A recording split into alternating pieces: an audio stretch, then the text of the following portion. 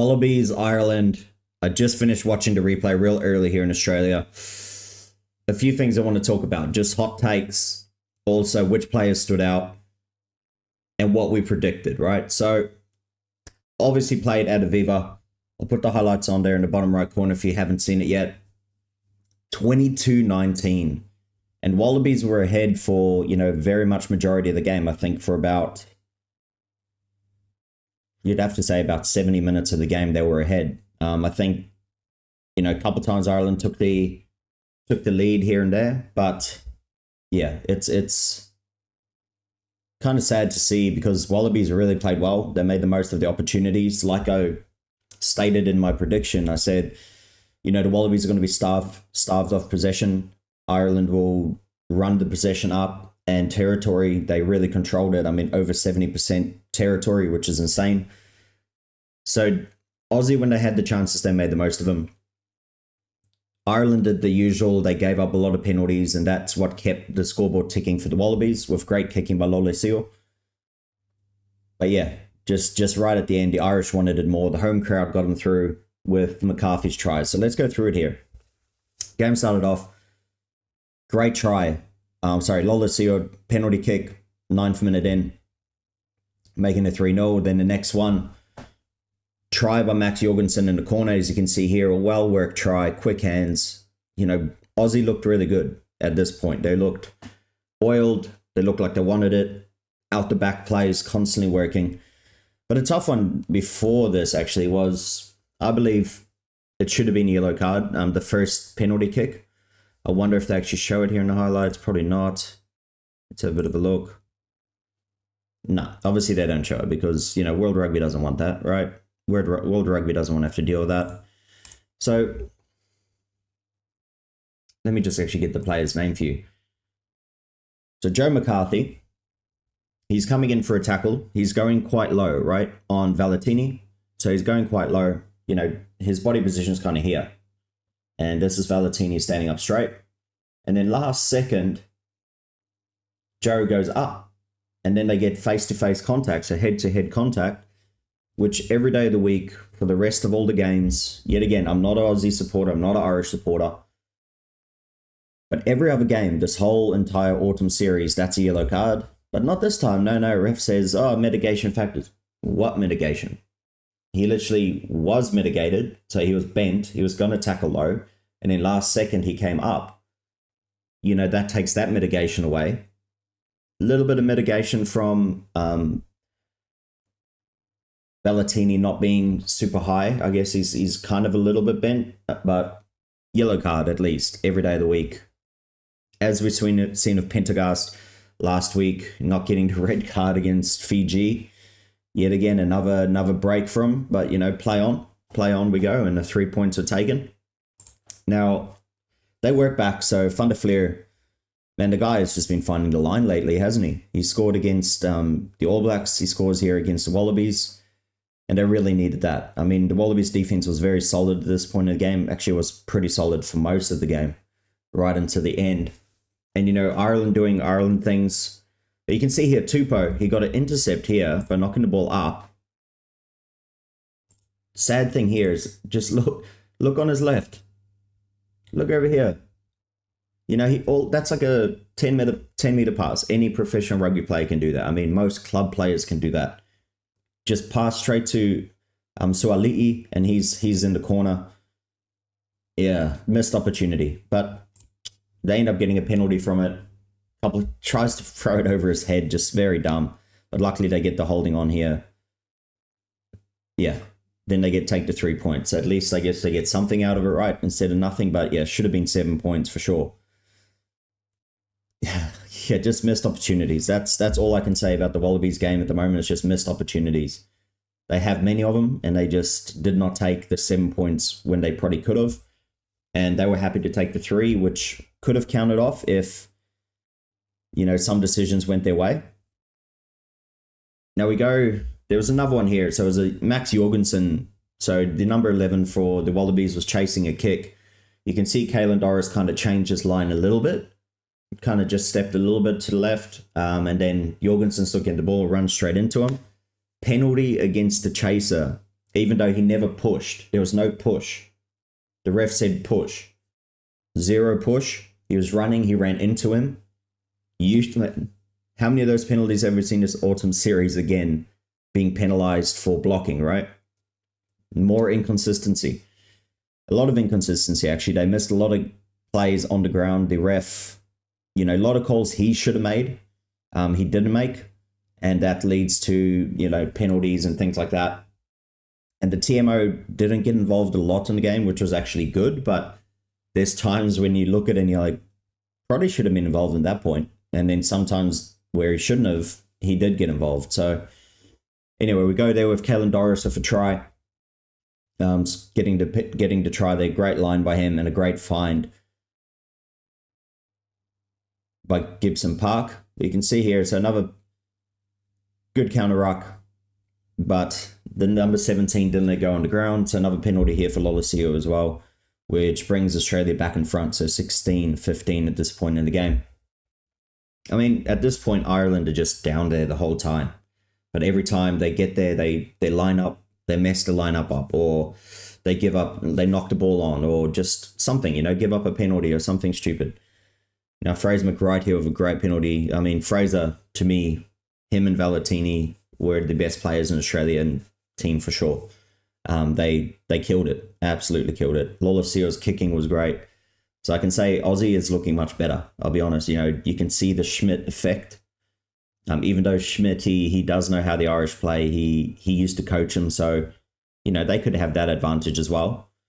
But you can see Ireland sticking to their guns, doing what they do good, and that is kick the ball out, maul the ball, and take the 7 points. A lot of times they turn down to 3 points. Many, many times they turn down 3, which I thought might come back and bite them. But like I say, if the Wallabies actually just took one of their chances when they had the chance to score a try, instead of just settling for a 3, then, it's a whole different game. Just that second half, Aussie were very flat. So, okay, you didn't see it on this one here, but it was a penalty, a knock on, all right, by the Irish player. I wish they would show it, but they obviously didn't. So the 15 from Ireland goes up for a contested ball. He kind of taps it. It looks like it's going forward, and then it looks like he grabs it back in, and then he places it, throws it backwards. Ireland end up getting a penalty. They kick it to the corner, and they scored this match-winning try. But upon review, you could see that the 15 touched it. He knocked it forward, and then it touched the Australian player's hand, and then he grabbed it again. So the 15 grabbed it back off Tom Wright, the 15 from Australia, constituting a knock-on because they hit a player in front of him. But if we go by the rules that other ref had the other week against Argentina, well, he just knocked the ball forward, so technically that's a knock-on. The dumbest, it's very inconsistent, and that's where I think the TMO could have gone easily and looked at it while there was a bit of a break in play and being like, yeah, that's a bad call. Another one was, I keep forgetting the Irish players' names because I'm not keeping up with them too much. So Hugo Keenan, that's it. And the 14, Mac Hansen, he got taken out into play. I think he stepped into play twice and threw the ball back in, and the refs played on. And then eventually they go, oh, oopsie, we did see that, but because of what happened after that, the line out is in a similar position anyway, so we won't call anything for that. So a lot of calls missed, but standout players for me. Definitely James Slipper, man, had a great stint. He held a scrum. I think he did one penalty away. Tupou as well. He had a good little 40 minutes. We're all wondering if he'd make 40. Valentini and Fraser McWright, great. Harry Wilson had a solid game as well. It's just the finishing really for Australia, the backs that didn't really step up in this game, and it's usually almost the other way around. Now for Ireland, James Ryan just did his work. He was quiet, but you could see him in every ruck. You can see him in the tackles. You can see him doing the hard work. Tad Byrne had a great game. Josh van der Fleer, Kalen Doris. I mean, the whole forward pack for Ireland. So both forward packs had great games. I think also Bundy Aki had a solid running game. And then Hugo Keenan got involved quite a bit as well. So, and I think that's probably the only players really that stood out. The other players didn't really get enough minutes to kind of actually do something. which was kind of sad for Australia. You know, they usually get that kind of lift from the bench, but there was none of that today. So a great win by Ireland in the end. They executed, they did what they needed to do. But yet again, like I say, it's becoming more of a factor every game, where you're seeing certain calls being made in certain games, like that yellow card for the red card for Karevi a few weeks back for the head contact looked exactly the same as the one Joe McCarthy did. Looked exactly the same.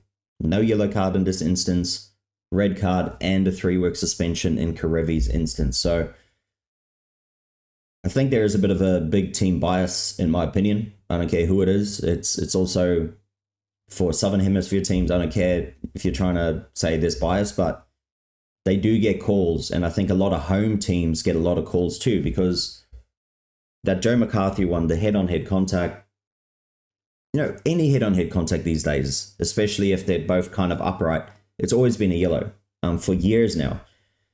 But because the replay showed, and the crowd is the home crowd of Ireland, and they're dead quiet, so like there's no one even making a sound in the crowd. So the ref probably goes, Usually at this point, if it's an away crowd, they're all screaming at me. They're going, boo, you know, as the French supporters do, which that's the advantage of a home crowd. You know, you get that advantage, but being the home crowd and it was against your player, everyone was quiet. I think the ref just went, well, no one's really, you know, you're not getting influenced by everything around you. So bad call by him, I think, in my opinion. But at the end of the day, Ireland get the W. Aussie away as well, looking much better. You know, players are stepping up. They're loose 3, the 6, 7, and 8. They're getting better and better every week. I mean, they're getting, you know, climbing up the ranks in the best, you know, loose 3 in the game at the moment. They're definitely getting better. So a lot to look forward to as a Wallabies supporter. You know, looking into the Lions series next year, coming into Super Rugby. And then for Ireland, going to the Six Nations, no comfortable wins. You know, there's no real, against Argentina, you just got through, beating them by 3 or 4 points. Against Australia, you know, beating them by 3 points, where Argentina, South Africa, New Zealand fairly put them away pretty well. So a lot to worry about for Ireland, I think. You know, coming into Six Nations, you look at teams like England, who are close in every game and they're hungry. You look at France looking really, really good. They're looking strong as anything. You look at Italy, you know, putting up a fight against the All Blacks for getting smoked by Argentina. So it's going to be an open Six Nations. I think the only one you don't have to worry about is Wales at the moment. So it'd be interesting to see how it breaks out. Scotland, you know, this could be their chance. If France can get slip up a little bit, or possibly have unfortunate injuries or something, then I think Scotland, if they stay healthy, they really have a chance of actually doing it. But we always say it, right? How many years have we said Scotland, you know, it's looking like their year, and they just don't put it through. So I'm hoping for an open Six Nations. I'm pretty excited. I'm going to try and watch as many of them as I can, even though it's all early morning games. But luckily we have a network now where you can actually just watch the replays in the morning and keep up with the games, because it's going to be a cracker. So let me know what you thought about the game. I mean, do you agree? What did you think about those, you know, 3 calls that are very much head scratches, in my opinion, you know, which changed the game? Let me know what you think about it below. We can, you know, me being a player, like I say, I've played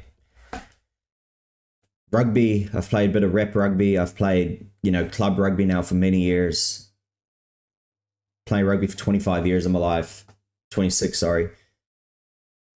And people always say, you know, you can't change the ref, blah, blah, blah, but the ref can change the game. That's the difference. And that's why we're allowed to critique the refs.